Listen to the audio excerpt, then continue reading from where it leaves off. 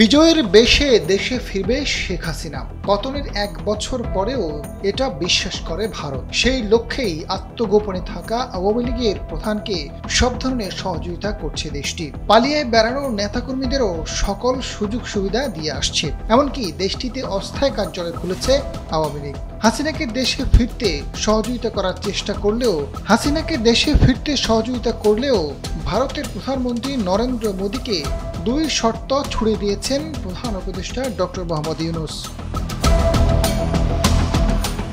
বিচারের মুখোমুখি করার জন্য মোদীর কাছে হাসিনাকে ফেরত চেয়েছেন ডক্টর ইউনূস। সম্প্রতি জাতিসংঘ সাধারণ পরিষদে যোগ দেওয়ার ফাঁকে এক সাক্ষাৎকারে কথা জানান তিনি। হাসিনাকে ফেরত দিতে সহযোগিতা করবে ভারত এমন সম্ভাবনা আছে, তবে তারা যদি নিজেদের মতো সিদ্ধান্ত নেয় তাহলে সম্ভবত হাসিনাকে রেখে দেবে। আর যদি আইনি বাধ্যবাধকতা থাকে তা তারা এড়াতে পারবে না, তখন পরিস্থিতি ভিন্ন হবে। ভারতের প্রধানমন্ত্রীকে ডক্টর ইউনূস স্পষ্ট বলেছেন, ভারত তাকে রাখতে চাইলে রাখতে পারবে। সেক্ষেত্রে তিনি বাংলাদেশ এবং বাংলাদেশের মানুষকে নিয়ে কোনো কথা যেন না বলেন, সেটি নিশ্চিত করতে বলেছেন। জবাবে মোদী জানিয়েছেন তিনি সামাজিক যোগাযোগ মাধ্যম নিয়ন্ত্রণ করতে পারবেন না।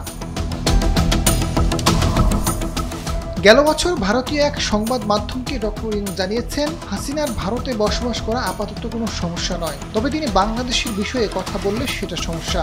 বিচারের মুখোমুখি করতে হাসিনাকে অবশ্যই ফেরত দিতে হবে ভারতকে। ফিরিয়ে না দিলে বাংলাদেশ ও ভারতের সম্পর্ক ভালো হবে না। এদিকে হাসিনার পতনের বছর পার হতেই রাজধানী সহ বিভিন্ন এলাকায় ঝটিকা মিছিল, ককটেল বিস্ফোরণ সহ নানা কর্মকাণ্ড চালাচ্ছে আওয়ামী লীগ। ইস্যু তৈরি করে দেশকে অস্থিতিশীল করার পায়তারা করছে।